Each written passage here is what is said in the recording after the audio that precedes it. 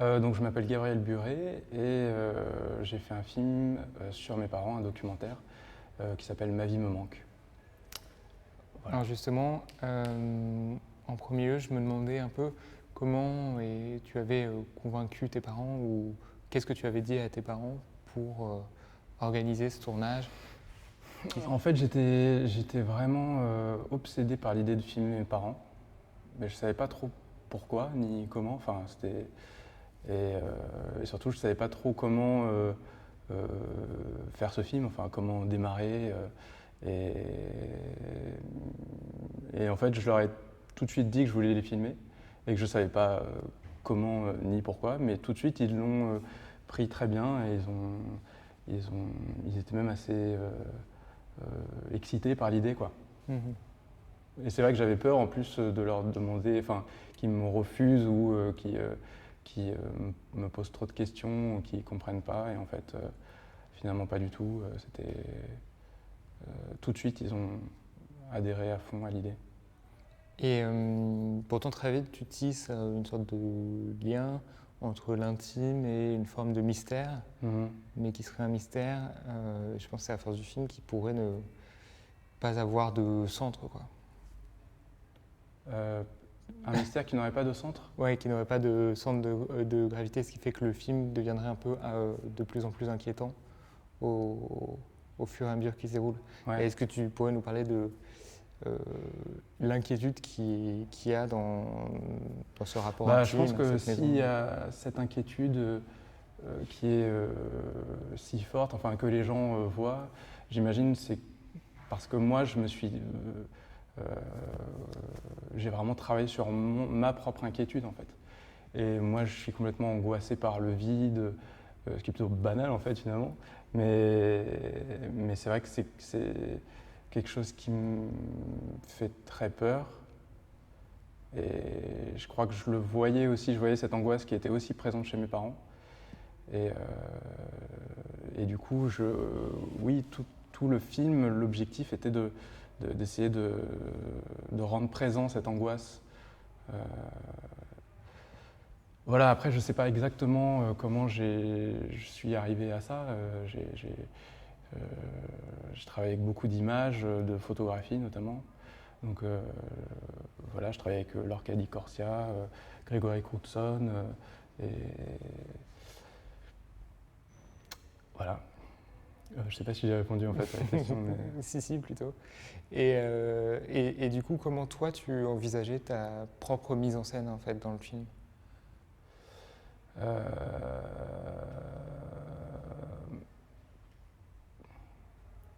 C'était sûr que c'était un film à la première personne en tout cas, parce que je voulais être vraiment être dedans, et donc même le fait d'être sans équipe, d'être tout seul face à mes parents,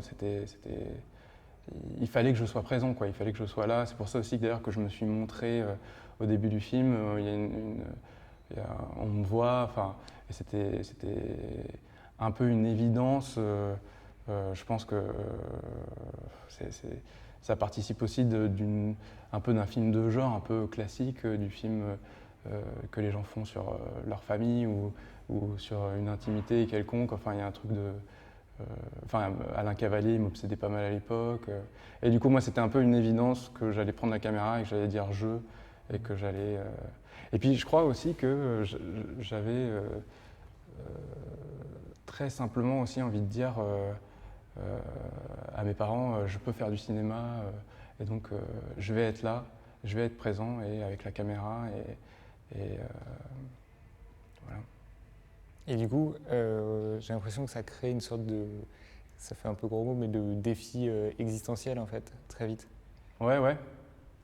Et est-ce que tu pourrais parler de ça, du fait qu'on a l'impression que tu t'interroges à la fois sur toi au présent et que tu essayes de comprendre au fond ce qui est ou ce qui a été le moteur de leur vie? Je pense que même dans ma place de cinéaste, entre guillemets, très longtemps, je me suis senti un peu imposteur. Enfin, très longtemps, je me disais, mais qui je suis pour moi prendre une caméra et faire un film. Enfin, et je me souviens que j'avais fait un film pour le bac et j'avais très mal répondu aux questions de l'oral. Et le mec m'avait dit, mais en fait, c'est pas vous qui avez fait le film. Et moi, ça m'avait complètement fait une crise d'angoisse totale. Je me suis dit, mais si. Et après, je m'étais presque demandé, mais est-ce que c'est peut-être pas moi qui ai fait ce film, en fait. Et du coup, c'est vrai qu'il y a ce truc-là de défi. Ouais, c'est marrant que tu dises ça, de dire, je suis là et je vous emmerde et j'ai ma caméra et puis voilà, et puis je me filme. Et après, c'était le deuxième. C'était aussi le rapport à tes parents, en fait, le fait que tu interroges un peu, j'ai l'impression, tu t'interroges sur leur passé, tu essayes de comprendre ce qui motive leur vie aujourd'hui, tu t'inquiètes de leur angoisse. Ouais. Je pense que je m'inquiète autant enfin, je m'inquiète de leur mort, enfin, autant que de la mienne, enfin, et en même temps,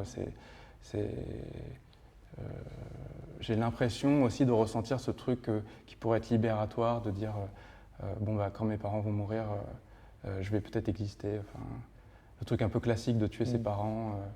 Et je pense que dans le film il y a ça aussi, peut-être qui est présent.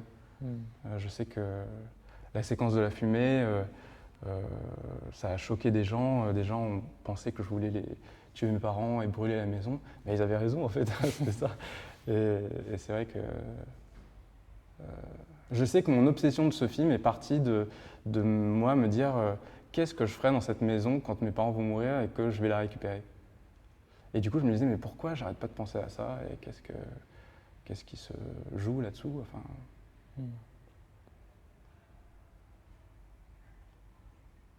enfin.